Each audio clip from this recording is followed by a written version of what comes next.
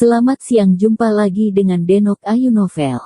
Bagaimana kabar sobat semua? Sebelum kita mulai cerita ini, ayo silakan subscribe, like, komen, share dan nyalakan loncengnya untuk mendapatkan notifikasi terbaru ketika Mimin upload videonya. Menantu bodoh yang hebat, bab 890 pusaran api. Lorong itu terlihat lebar, dalam, panjang dan terpencil, bahkan penuh dengan raksasa mayat. Setidaknya ratusan mayat di sana, dan lagi setiap raksasa mayat memiliki aura serakah, ganas dan jahat, seperti kejahatan yang paling menakutkan di malam hari.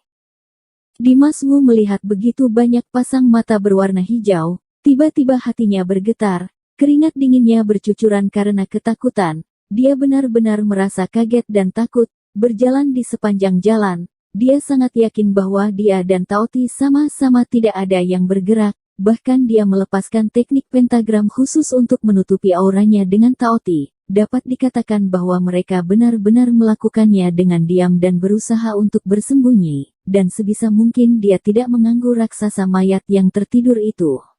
Tapi siapa yang bisa menyangka bahwa akan ada begitu banyak raksasa mayat tergeletak di lorong ini? Secara tidak sadar, melihat ekspresi mereka masing-masing, sepertinya mereka sengaja menunggu Dimas Wu dan Taoti untuk jatuh ke dalam perangkap. Hal ini membuat Dimas Wu mau tidak mau merasa terkejut. Saat hati Dimas Wu bergetar, tiba-tiba sebuah raksasa mayat keluar dari kelompok raksasa mayat tersebut. Raksasa mayat ini adalah raksasa mayat yang lengannya telah dipatahkan oleh Dimas Wu dan dia melarikan diri. Dia berjalan langsung ke komandan raksasa mayat. Dengan suara rendah dia berkata, mereka berdua yang baru saja melukaiku di luar tadi. Setelah berbicara, raksasa mayat yang lengannya patah itu mengangkat matanya dan menatap ke arah Dimas Wu dengan mata tajam. Mata hijaunya penuh dengan kebencian yang kuat. Melihat raksasa mayat yang lengannya patah ini bangun, semua pertanyaan di hati Dimas Wu seketika terpecahkan. Satu-satunya kekhawatirannya adalah bahwa raksasa mayat yang lengannya patah itu mungkin telah mengetahui pergerakannya. Sekarang tampaknya raksasa mayat dengan lengan yang patah itu telah memberitahu raksasa mayat lainnya. Dia meminta mereka untuk berkumpul di sini secara diam-diam, menunggu Dimas Wu dan Taoti masuk ke perangkap.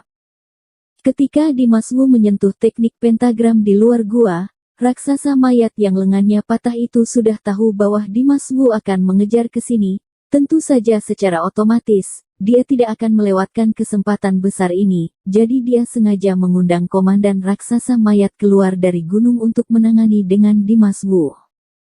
Pandangan mata Dimas Wu saat ini telah beralih ke komandan raksasa mayat. Dia dengan jelas merasa bahwa aura mayat komandan raksasa mayat itu sangat kuat, juga yang terlihat sangat agung. Bahkan mata hijaunya, terlihat cahaya yang suram sehingga membuat orang takut. Auranya juga menekan orang. Dibandingkan dengan raksasa mayat yang lengannya patah itu, pasti kekuatannya dia lebih besar.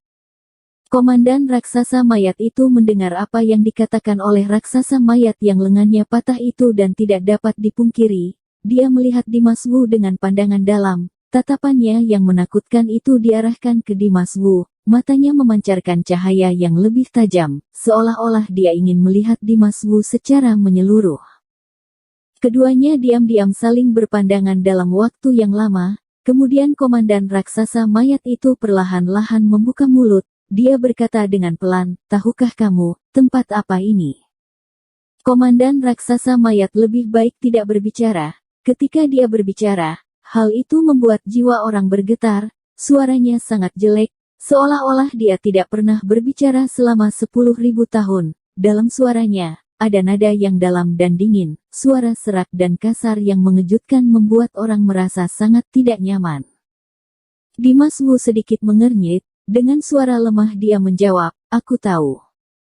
Meskipun Dimas Wu tidak ingin mengambil langkah seperti itu, tapi masalah sudah sampai tahap ini. Dalam hal ini dia hanya bisa menghadapinya dengan tenang. Hatinya yang awalnya telah terguncang telah mereda. Perasaan tidak nyaman karena terjerat aura mayat itu telah ditekan olehnya. Dia mengeluarkan lebih banyak keberanian lagi dan memulihkan kepercayaan dirinya. Komandan raksasa mayat itu mendengus dengan dingin. dia berkata dengan meremehkan, "Kamu masih berani untuk masuk ke sini tanpa izin ketika kamu tahu tempat seperti apa ini? Karena kamu sendiri yang berpikir untuk datang ke sini, maka kami akan menikmati pesta perjamuan ini."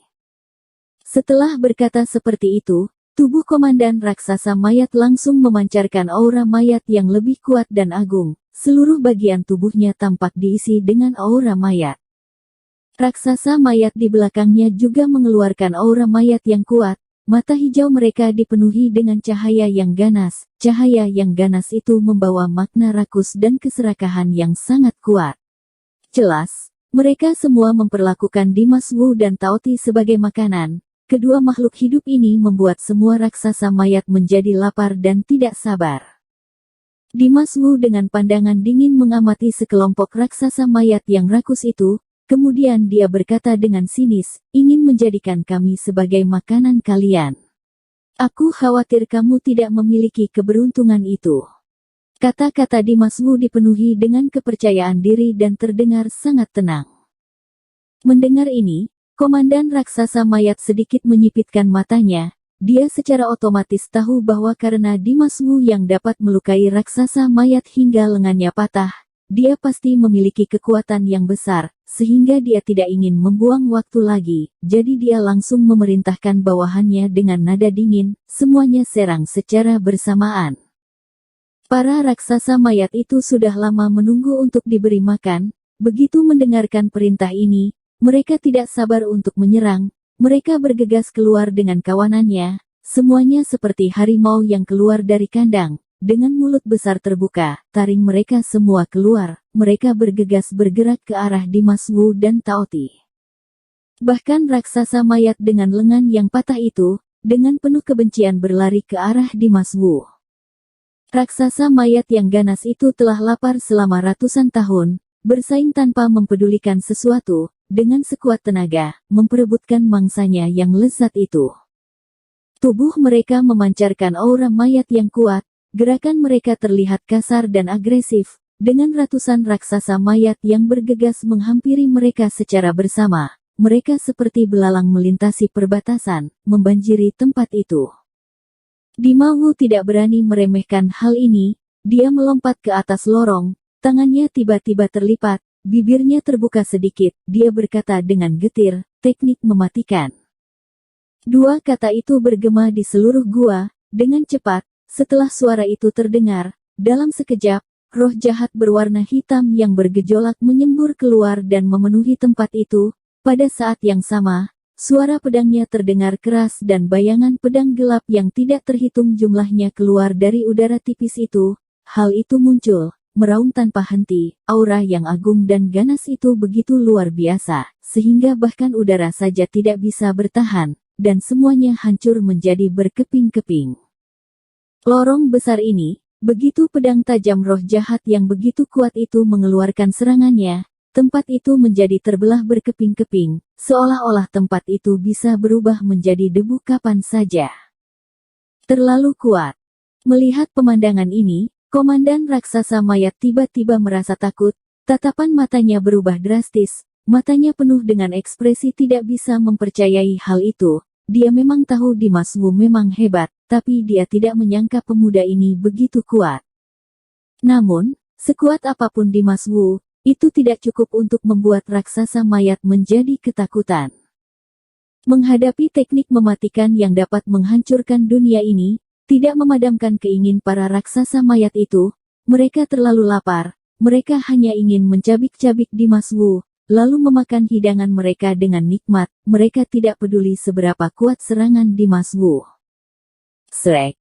Ratusan raksasa mayat bergegas menyerang ke depan tanpa merasa ragu-ragu, cahaya pedang berwarna hitam di sekujur tubuh Dimas Wu, langsung ditembakkannya dengan kuat. Bayangan pedang yang tidak terhitung jumlahnya saling bersilangan, seperti hujan salju, menyapu para raksasa mayat itu. Cahaya pedang yang berwarna hitam itu, dipenuhi dengan roh iblis yang menakutkan. Dalam hujan pedang ini penuh dengan aura jahat yang menakutkan, juga menyemburkan api iblis yang ganas, apinya kuat dan serangannya tajam, seolah-olah dapat menghancurkan dan membunuh semua iblis dan monster. Bum bum bum.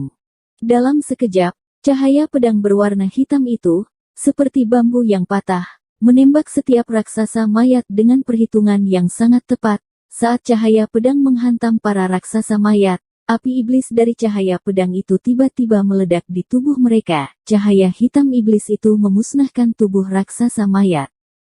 Satu demi satu, raksasa mayat dipukul oleh cahaya pedang itu, diledakkan oleh api iblis, berubah menjadi cairan lengket berwarna hijau.